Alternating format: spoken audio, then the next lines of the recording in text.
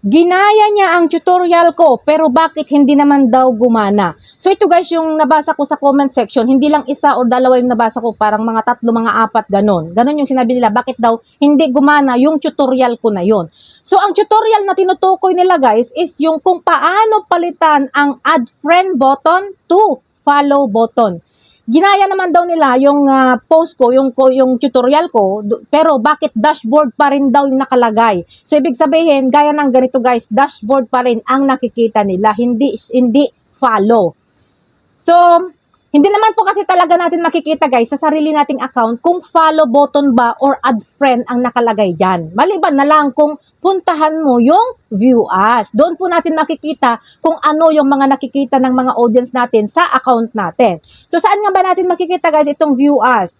So, dito guys sa ating Facebook account, ganito yung makikita natin. Yan, ito yung sinasabi nila. Yan, professional dashboard or dashboard ang nakikita dito. Hindi mo makikita dito kung ang nakalagay dyan is follow or add friend. Kasi nga, sariling account po natin yan.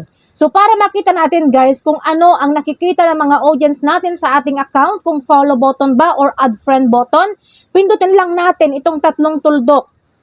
And then, makikita na natin dito itong view as. Yan, pindutin natin yan guys. So, dito guys, ganito na ang makikita ninyo. Ganito ang itsura kapag tinitingnan ng ibang tao o ibang Facebook user ang Facebook account mo. So, makikita mo na dito kung follow button ba or add friend button.